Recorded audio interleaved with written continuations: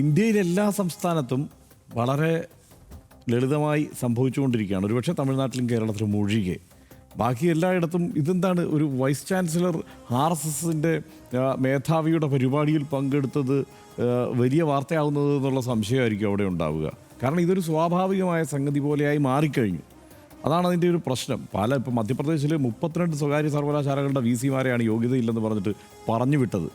അപ്പോൾ ആ രീതിയിലാണ് വൈസ് ചാൻസലർ എന്നൊക്കെയുള്ളത് നമ്മൾ പണ്ട് കണ്ടുകൊണ്ടിരുന്ന ആ ഒരവസ്ഥയിൽ നിന്ന് മാറിയിരിക്കുന്നു എന്നുള്ളതാണ്. ഏറ്റവും ഉന്നതനായ ഒരു വ്യക്തിത്വം, ഏറ്റവും ബഹുമാന്യനായ ഒരു വ്യക്തി, അല്ലെങ്കിൽ ആ ബഹുമാന്യരായ ചില വ്യക്തികൾ എന്ന നിലയ്ക്കാണല്ലോ VC-മാരെ നമ്മൾ കണ്ടുകൊണ്ടിരുന്നത്.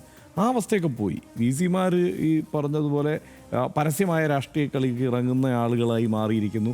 ഒരു തരത്തിൽ ശമ്പളം കൂടുതൽ കിട്ടുന്ന ഒരു മാഷ് എന്നുള്ളത് മാത്രമേ ഉള്ളൂ. അതിനപ്പുറത്ത് അത് മാത്രമല്ല, അവർ രാഷ്ട്രീയ കളിക്ക് ഇറങ്ങുക മാത്രമല്ല, ഈ യുക്തിഭദ്രമായി കാര്യങ്ങളെ ചിന്തിക്കാനോ സയൻറ്റിഫിക് ടെമ്പറിൻ്റെ അടിസ്ഥാനത്തിൽ കാര്യങ്ങളെ അവതരിപ്പിക്കാനോ ശാസ്ത്രീയമായ ചിന്ത ഈ സമൂഹത്തെ മുന്നോട്ട് കൊണ്ടുപോകണമെന്ന് ചിന്തിക്കുകയോ ചെയ്യാത്ത ഒരു കൂട്ടമായി മാറിയിട്ടുണ്ട്.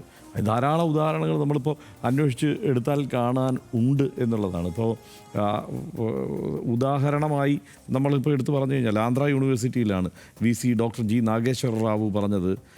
അദ്ദേഹം പറഞ്ഞത് ഈ സ്റ്റെം സെൽ ഇതുണ്ടല്ലോ, ടെസ്റ്റ് ട്യൂബ് ബേബി ടെക്നോളജി, അത് ഇന്ത്യയിലാണ് ആദ്യം നടന്നത്. അതിന് ഉദാഹരണം എന്ന് പറയുന്നത് മഹാഭാരതത്തിൽ 100 കൗരവർ ഒരു അമ്മയിൽ നിന്ന് ജനിച്ചതാണ് എന്നാണ്. വിഷ്ണുവിൻ്റെ ചക്രം, അതാണ്, ഞാനത് മുഴുവൻ പറയുന്നൊന്നുമില്ല, ഗൈഡഡ് മിസൈലാണ് എന്നുള്ളതാണ് പറഞ്ഞിരിക്കുന്ന കാര്യം. ഇത്തരത്തിലുള്ള ഈ സ്യൂഡോ സയൻസ് പ്രചരിപ്പിക്കുന്ന ഒരു വിഭാഗമായി ഈ വൈസ് ചാൻസലർമാർ തന്നെ മാറിയിരിക്കുന്നു. ഇതൊക്കെ വൈസ് ചാൻസലർമാർ പറയുന്നതാണ്. ഓരോ സർവകലാശാലകളിലും ഇപ്പോൾ ഒഡീസയിലാണെന്ന് തോന്നുന്നു, പശുവിൻ്റെ മൂത്രത്തിൽ നിന്ന് സ്വർണം കണ്ടെത്താൻ വേണ്ടിയിട്ടുള്ള ഗവേഷണം നടത്തുന്നു. അതുപോലെ ഈ ജ്യോതിഷം എന്നുള്ളത് ഒരു ശാസ്ത്രശാഖയായി തന്നെ മാറ്റി അവതരിപ്പിക്കുന്നു. ഇതൊക്കെ RSS ചെയ്യുന്നു എന്നുള്ളതിനകത്ത് കൂടെ ഒരു കൗതുകമുണ്ട്. കാരണം RSSൻ്റെ സ്ഥാപകരുടെ ചിന്തയിൽ അവർ ഇതൊക്കെ പ്രയോജനപ്പെടുത്തണം എന്നാലോചിച്ചിട്ടുണ്ടെങ്കിലും അവരാരും ഈ വിശ്വാസത്തെ പിൻപറ്റിയിട്ടിരുന്നില്ല പലരും. ഇപ്പോൾ സവർക്കർ അടക്കം എന്നുള്ളത് ചരിത്ര വസ്തുതയായി നമുക്ക് മുന്നിൽ നിൽക്കുകയും ചെയ്യുകയാണ്. ഇതിനെ പ്രയോജനപ്പെടുത്താമെന്ന് അവർക്ക് അറിയാമായിരുന്നു.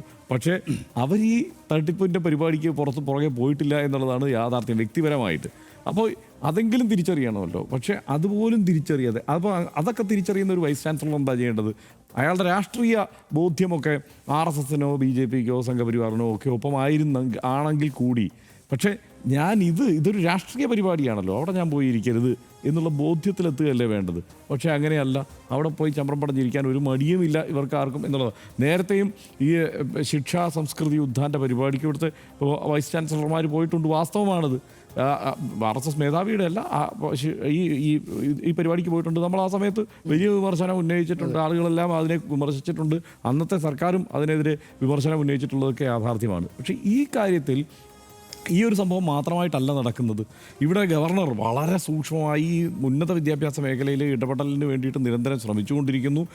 ഗവർണറും സർക്കാരും തമ്മിലുള്ള തർക്കത്തിൽ ഒരു ഘട്ടത്തിൽ സുപ്രീം കോടതി ഇടപെട്ടിട്ട് ഇനിയിപ്പോൾ നിങ്ങൾക്ക് പറ്റില്ലെങ്കിൽ ഞങ്ങൾ ഈ പ്രശ്നം പരിഹരിച്ചോളാമെന്ന് പറയുന്ന ഘട്ടത്തിലാണ് പിന്നീട് ഒരു ഒത്തുതീർപ്പൊക്കെ ഉണ്ടായി. കഴിഞ്ഞ തവണ ഈ VC-മാരെ നിയമിക്കുന്ന സാഹചര്യമൊക്കെ ഉണ്ടാകുന്നത് സനീഷ് ഓർക്കുന്നുണ്ടാകും. അതിനകത്ത് ടെക്നിക്കൽ സർവകലാശാലയുടെ VC-യെ മുഖ്യമന്ത്രിയുടെ താല്പര്യപ്രകാരം നിയമിക്കുന്നു. അങ്ങനെയാണെങ്കിൽ അപ്പുറത്തുനിന്ന് ഈ പറഞ്ഞ കേരള സർവകലാശാലയുടെ VC-യെയും സംസ്കൃത സർവകലാശാലയുടെ VC-യെയും ഒക്കെ ഗവർണറുടെ ലിസ്റ്റിൽ നിന്ന് വരുന്നു. ഇങ്ങനെയൊക്കെ തൽക്കാലം തട്ടിയൊപ്പിച്ച് അഡ്ജസ്റ്റ് ചെയ്ത് പോവുക എന്ന നിലയിലേക്ക് കാര്യങ്ങൾ മാറി. തമിഴ്നാട്ടിൽ ഇപ്പോഴും എത്രയോ യൂണിവേഴ്സിറ്റികൾക്ക് VC ഉണ്ടോ എന്ന് സംശയമാണ്, ഇപ്പോഴും ഇല്ല.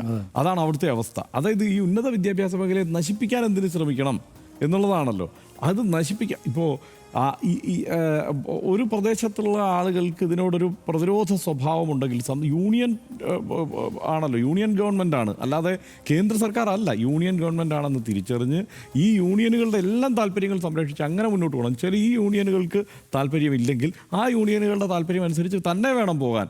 ആ കാര്യത്തിൽ ഈ കടുംപിടുത്തം കാണിക്കുകയും പിടിച്ചടക്കൽ സ്വഭാവം കാണിക്കുകയും ഈ അമിതാധികാര പ്രവണത കാണിക്കുകയും ഒക്കെ ചെയ്യുമ്പോഴാണ് അത് കൂടുതൽ കുഴപ്പമാവുക. അതിന് ഈ VC-മാർ കൂട്ടു നിൽക്കുന്നു. അവരുടെ ഈ ചട്ടുകങ്ങളായുള്ളവർ മാത്രമാണ് VC-മാർ. ഇവരോട് ഒരു ബഹുമാനവും നമുക്ക് സമൂഹത്തിൽ തോന്നേണ്ട കാര്യമില്ല. അത് ഏത് രാഷ്ട്രീയ പാർട്ടിക്ക് വേണ്ടി ചട്ടുകങ്ങളായാലും അവരോട് ആ മട്ടിലൊരു ബഹുമാനം തോന്നേണ്ട സാഹചര്യം തൽക്കാലം നമുക്കില്ല. അത് ഈ VC-മാരുടെ കാര്യത്തിലും ഒരു സംശയമില്ല. പക്ഷേ അതിനോട് ഒപ്പം ചേർത്ത് പറയാനുള്ള ഒറ്റ കാര്യം, ഇത് ഈ ഒരു ഗ്യാപ്പ് നോക്കിയിട്ട് ഗവർണർ 19 സെനറ്റ് അംഗങ്ങളെയാണ് MG സർവകലാശാലയിൽ നിയോഗിച്ചത്. MG സർവകലാശാലയിലേക്കുള്ള വൈസ് ചാൻസലറെ എന്താണ് RSSനുള്ളിൽ നിന്ന് തന്നെ കണ്ടെത്തിക്കൊണ്ടുവന്ന് സ്ഥാപിച്ചതും ഇതിനിടയ്ക്ക് സംഭവിച്ചതാണ്. അപ്പോൾ ഈ കാര്യങ്ങളൊക്കെ നമ്മൾ കരുതലോടെ സർക്കാർ പ്രതികരിക്കേണ്ടതുണ്ട്. KM ഷാജി പ്രതികരിക്കുന്നുണ്ടപ്പോൾ ഞാൻ വിചാരിച്ചത് സുരേഷ് ഗോപിയാണ്. കാരണം സുരേഷ് ഗോപിയാണ് പറയുന്നത്, ഇപ്പം ഞാൻ ഇവിടെ നിൽക്കുമ്പോൾ എന്നോട് ഈ വിഷയം ചോദിക്കണം, അവിടെ നിൽക്കുമ്പോൾ ആ വിഷയം ചോദിക്കണം എന്ന് പറയാറുണ്ടല്ലോ. അത് തന്നെയാണ് KM ഷാജി പറയുന്നത് കേട്ടത്. ഞാനിപ്പോൾ ഈ വിഷയമല്ല പറയാൻ ഉദ്ദേശിക്കുന്നത്, അത് ഞാൻ പിന്നെ പറയാവുന്നത്. അല്ലെങ്കിൽ KM ഷാജിക്ക് ഏതെങ്കിലും സമയവും കാലവും നോക്കിയിട്ടാണോ KM ഷാജി പ്രതികരിച്ചുകൊണ്ടിരുന്നത്? നേരവും കാലം നോക്കി പ്രതികരിച്ച ആളാണോ? ആ മട്ടിൽ സനീഷ് പറഞ്ഞ പോലെ തീപ്പൊരി അല്ല, തീഗോളമായിരുന്ന ആളാണ് KM ഷാജി. ഇത് മറ്റേ ഗവർണർ ഒരു പനിനീര് തെളിച്ച് കെടുത്തിയ പോലെ ഷാജിക്കാണ് നമുക്ക് നഷ്ടമായി തോന്നുന്നു. ഒരു കാരണവശാലും മന്ത്രിയാവരുതായിരുന്നു. അദ്ദേഹം ശക്തമായി പ്രതികരിക്കേണ്ടിയിരുന്നു എന്നുള്ളതാണ്.